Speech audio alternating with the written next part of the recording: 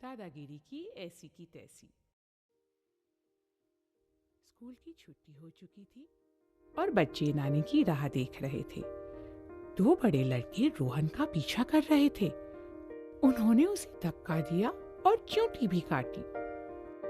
फिर वे उसके ऊपर जोर से हंसने लगे। रोहन उन्हें रोकने के लिए कुछ भी न कर पाया। तभी नानी वहां पहुंच गई। उन्हें देखते ही दोनों बदमाश भाग निकले। नानी ने रोहन से पूछा, क्या वे लड़के तुम्हें तंग कर रहे थे? बेचारा रोहन। उसने हाँ में सिर हिलाया और रुआंसा सा बोला, वे मुझसे इतने बड़े थे कि मैं उन्हें रोक भी नहीं पाया। नानी ने समझाया, दादागिरी सहना उतना ही बुरा है जितना कि दादागिरी करना। मैं तुम्हें वुडवर्ल्ड जंगल के जानवरों की एक कहानी सुनाती हूँ। उससे तुम्हें मालूम पड़ेगा कि बदमाशों को सबक कैसे सिखाते हैं। वुडवर्ल्ड जंगल में रहने वाले एडी, गॉर्जी, एजे, हम्पी और डीजे पक्के दोस्त थे। वे आपस में बहुत मौज मस्ती किया करते थे। जैसे सब अच्छे दोस्त होते हैं, वे भी खूब मिलजुल कर खेलते, ढेरों गाने गाते और खूब खुश रहते।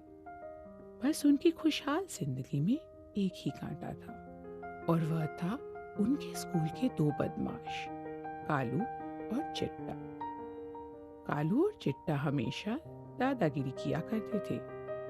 अन्य जानवरों को वे घूंसा मारते और उनका खाना तक चुरा लेते।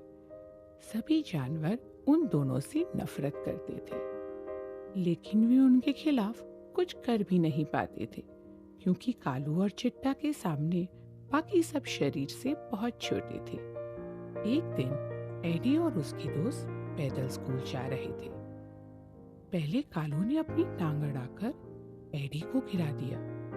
फिर चिट्टा ने अपनी टांग अड़ाकर हम्पी को गिरा दिया।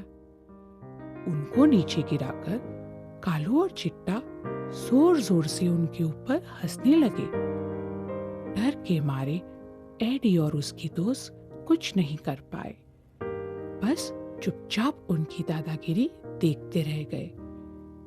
एजे और डीजे आगे चल रहे थे।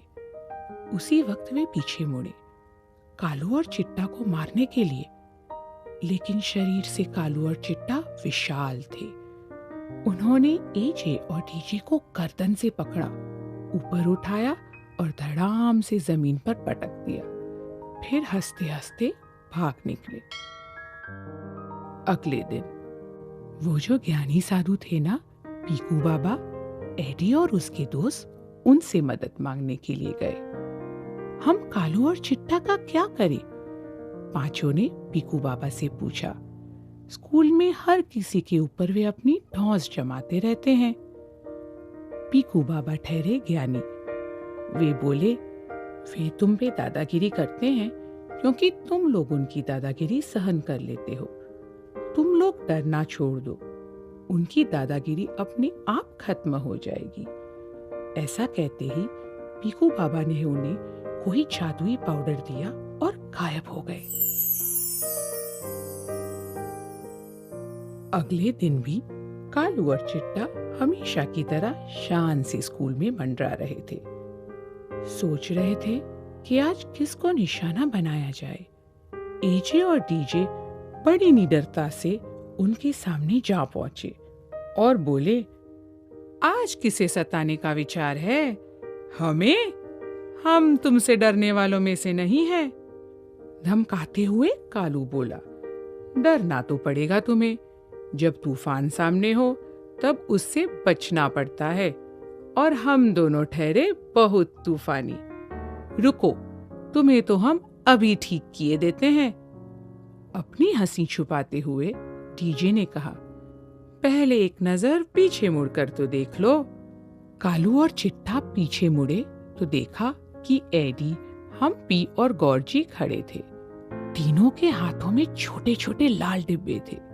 उन्होंने डिब्बों में से कोई पाउडर निकाला और कालू और चिट्टा पर फेंक दिया। कालू और चिट्टा को खुजली होनी शुरू हो गई। तभी गुपचुप एडी ने पीछे से जाकर उनकी पूंछें एक दूसरे के साथ बांध दी। कालू खुजली करते करते चिल्लाया, यह कौन सा गंदा पाउडर है? कितनी खुजली हो रही है? सब जानवर तमाशा देख रहे थे। वे अपनी हंसी रोक ही नहीं पा रहे थे। कालू और चिट्टा को तकलीफ में देखकर सबको मजा आ रहा था। चिट्टा को और भी ज्यादा खुजली हो रही थी। वह भी चीखा, खुजली तो बढ़ती ही जा रही है। हाय! कालू चीखा। उफ! चिट्टा के मुंह से निकला। फिर दोनों साथ में चिल्लाए, तुम लोगों ने हमारे साथ ये क्या किया है? वे खड़ा होना चाहते थे, लेकिन उनके पूंछें एक साथ बंदी होने के कारण दोनों नीचे गिर पड़े। हंसते हुए एजे बोला, फिर कभी किसी को तंग करने से पहले हमारे इस खुजली वाले पाउडर को याद कर लेना। कालू और चिट्टा अपनी जान बचाकर वहां से भाग निकले। एडी और उसके दोस्त खुशी से तालियां बजाने लगे। उन्होंने बदमाशों को ऐसा सबक सिखाया था कि वे हमेशा के लिए दादागिरी करना भूल जाएंगे। यह तभी हो पाया जब उन सब ने कालू और चिट्टा से डरना छोड़ा और बदमाशों को दोबारा दादागिरी करने का मौका नहीं दिया।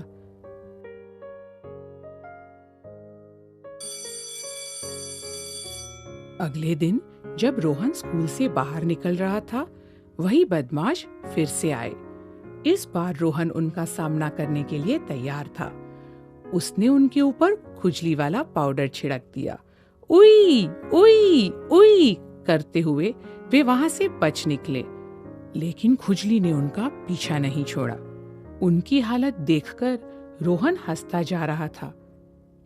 अब सब बच्चों ने सीख लिया था कि निडर बनकर बदमाशों का सामना कैसे किया जाता है। हमने क्या सीखा? दादागिरी सहन करना दादागिरी करने के जितना ही बुरा है। बदमाशों के सामने निडर बनकर डटे रहो। केवल तुम्हारा ही नहीं, औरों का भी फायदा होगा।